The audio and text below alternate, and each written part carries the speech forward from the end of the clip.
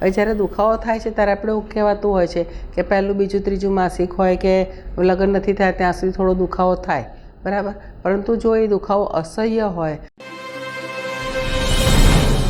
નમસ્તે, હું છું બીના, ખબરછે.com પરથી. મારી સાથે છે દૃષ્ટિબેન પટેલ. જ્યારે આપણી સાથે સુરતના જાણીતા ગાયનેક બેઠેલા હોય છે ત્યારે અચૂક લેડીઝોની વાત થાય છે. સૌથી મોટી સમસ્યા છે પીરિયડ્સને લઈને, કે લોકો ઘણા હેરાન થતા હોય છે, છોકરીઓ અને લેડીઝો, અને આના વિશે હવે પબ્લિકલી બોલાય છે અને અત્યાર સુધી છુપાવાતું હતું.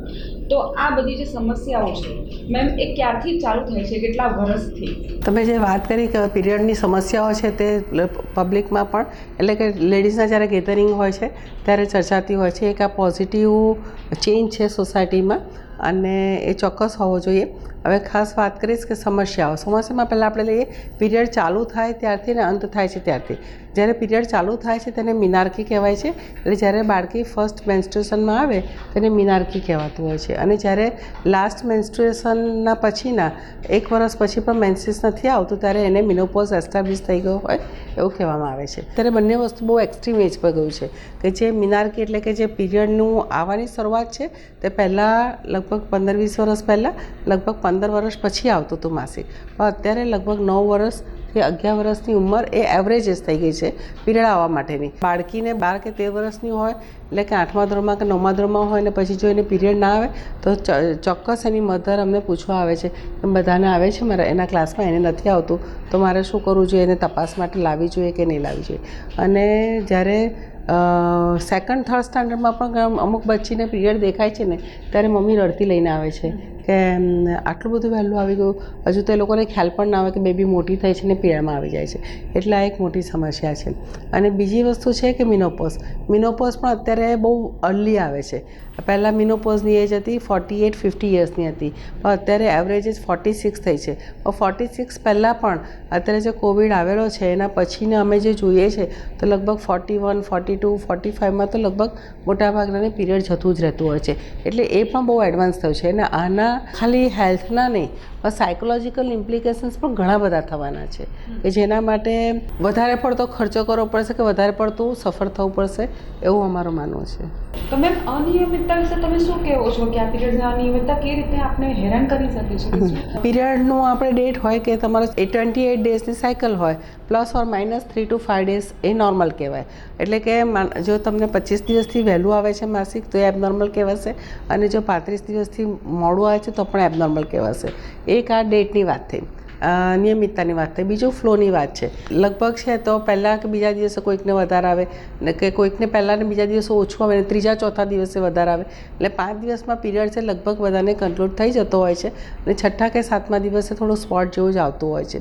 અને આની માત્રા છે એટલે લગભગ 30 થી 60 ml જેટલો બ્લડ લોસ થતો હોય છે એવરેજ ફિમેલને. પરંતુ જો ક્લોટ્સ પડે, કાળા ક્લોટ્સ પડે કે કથ્થઈ કલરનું જે બ્લડના ક્લોટ આવે કે પછી બહુ જ વધારે પડતું એકદમ રેડ કલરનું પ્રવાહી જેવું બ્લડ નીકળવા માંડે, આ બધી વસ્તુ એબનોર્મલ હોય છે. અને જ્યારે પણ તમને એમાં સ્મેલ કે ક્લોટ્સ આવે ત્યારે તમારે ડૉક્ટરનો કોન્ટેક્ટ કરવાનો હોય છે.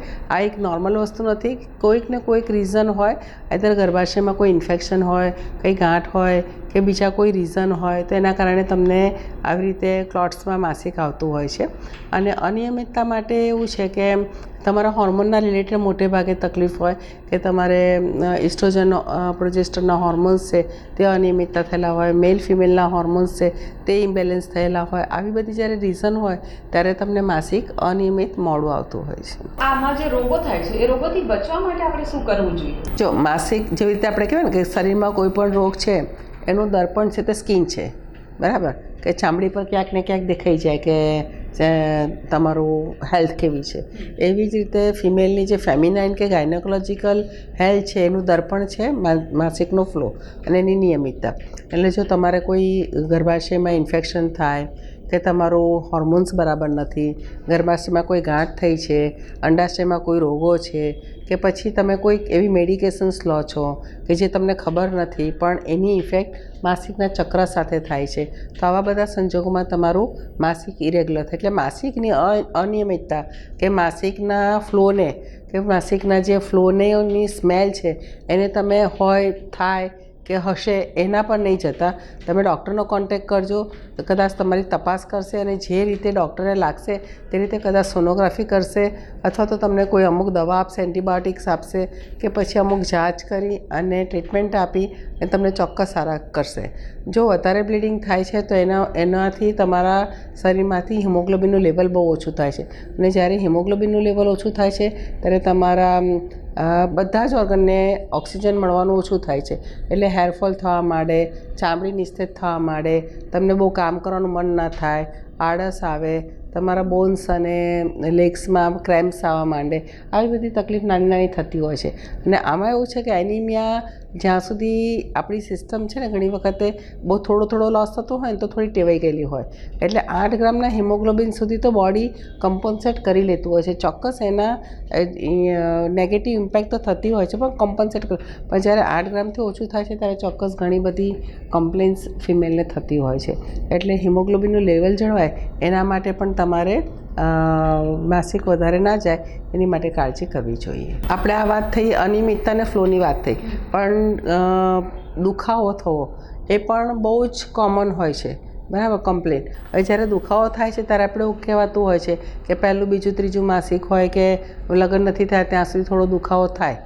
બરાબર, પરંતુ જો એ દુખાવો અસહ્ય હોય અને તમને એની સાથે પર્સ્પિરેશન થઈ જતું હોય કે ઉલટી થઈ જતી હોય કે આવા બધા જો તમને કોઈ તકલીફ હોય તો તેવા સંજોગોમાં એ વસ્તુ ખાલી ને ખાલી ફિઝિયોલોજિકલ થાય જ ને થતું હોય છે બધાને એવું નહીં માનવાનું.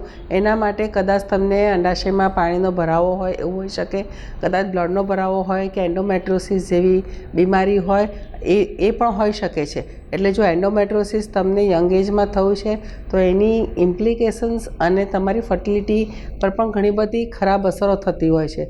એટલે આવા નાના નાના કારણો છે દુખાવાનું, તે પણ જો અસહ્ય દુખાવો થતો હોય કે તમને રજા લેવી પડતી હોય કે તમે 2 દિવસ કામે નહીં જઈ શકતા હોય તો ખાલી ને ખાલી મેફ્ટાલ કે પેઇનકિલર લઈને ચલાવો નહીં. તમે ડૉક્ટર પાસે કોન્ટેક્ટ કરી લો, એક સોનોગ્રાફી કરાવડાવી અને જાણી લો કે તમારા જે ઇન્ટરનલ ઓર્ગન્સ છે બરાબર છે. એટલો મારો એક ખાસ મેસેજ છે.